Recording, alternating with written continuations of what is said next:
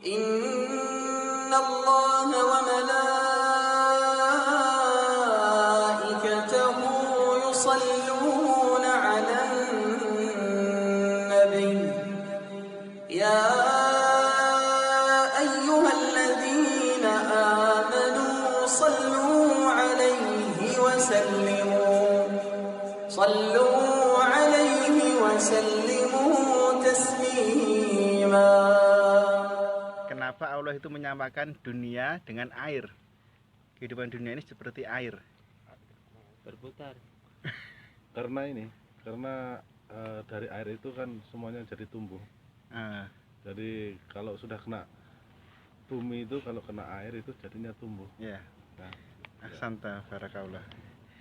Jadi di dalam tafsir Al-Qurtubi itu menjelaskan surah Al-Kahfi ayat yang ke-45 itu disebutkan qalatil hukama'u, telah berkata orang-orang ahli hikmah, sabbahallahu dunya bil ma'i, Allah telah membuat persamaan dunia dengan air, li'anal ma'a la yastaqimu ala halatin wahidatin kadzalika dunya, karena sesungguhnya air itu tidak menetap dalam satu kondisi saja, demikian pula dunia. Ya, jadi kadang kaya kadang miskin, kadang lapang kadang sempit, kadang untung kadang rugi, kadang lapar kadang kenyang. Ya, seperti saat ini kondisi kita alhamdulillah kenyang, habis makan. Demikian pula selalu berputar keadaannya, ada saatnya menjadi bos, ada saatnya menjadi bawahan. Ikhwan, ana tanya kepada antum, kamu merantau yang paling jauh kemana? Paling jauh? Saudi. Iya sama Saudi. Wahyu. Saudi juga, gak ada yang Amerika. Alhamdulillah ya. Jadi kita semua sama. Kita adalah perantau, kita pengembara, yang mana hendaknya kita tidak berkecil hati dengan kondisi ini.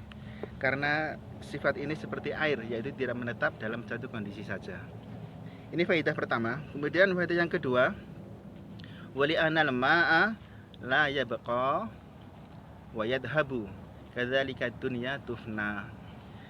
Dan karena sesungguhnya air itu tidak kekal dan akan pergi atau sirna, demikian pula dunia akan binasa.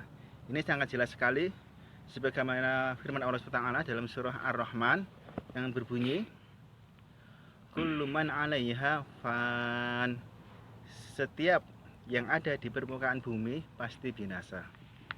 Ini sebab yang kedua. Kemudian sebab yang ketiga, wali annal ma'a la yaqdiru ahadun ayyadkhulaha wa la yabtulu.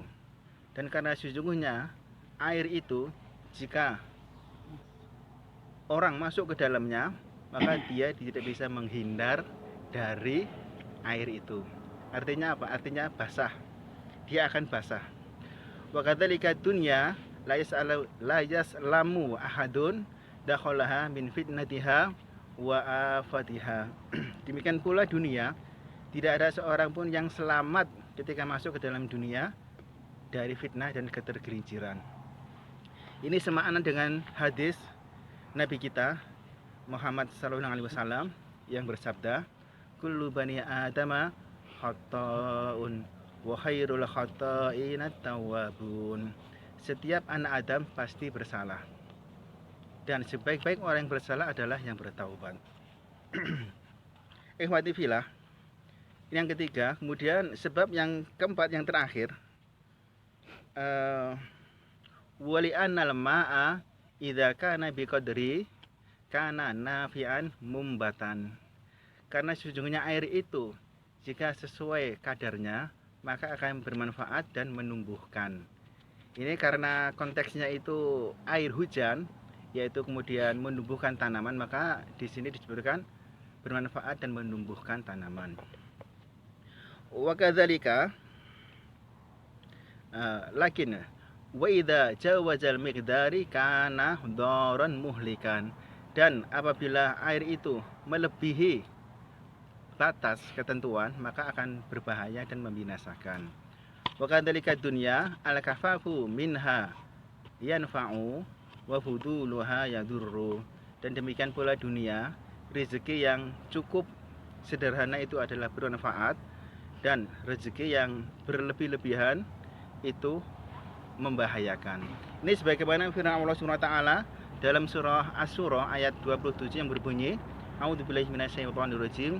Walau basatallahu rizqa li'ibadihi labaghaw fil ard. Walakin yunazzilu biqadarin ma yasha. Dan seandainya Allah itu meluaskan rezeki bagi seorang hamba, maka pasti hamba tersebut akan melampaui batas. Akan tetapi Allah menurunkan rezeki sesuai dengan kadar ketentuan yang Allah kehendaki. Jadi di sini melampaui batas. Apa artinya, ikhwan? Ada yang tahu? Padahal melampaui batas artinya apa? Kalau melampaui batas itu ya umpamanya boleh diumpamain ini. Iya, iya.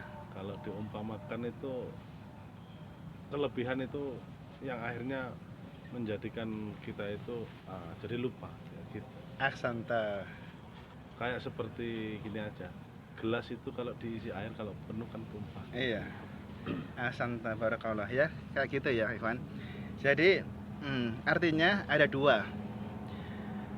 Jika rezeki manusia itu melebihi, maka menyebabkan manusia itu sibuk dengan harta, tenggelam dengan harta, sehingga dia itu meninggalkan kewajiban. Ini yang pertama. Kemudian yang kedua, karena kesibukannya dengan dunia dan karena hartanya yang melimpah, maka menyebabkan dia itu dengan hartanya melanggar larangan-larangan Allah atau berbuat maksiat. Ini artinya dua.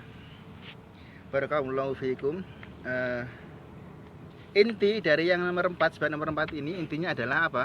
Adalah agar kita itu memiliki sifat qanaah, nerimo ing pandum ya.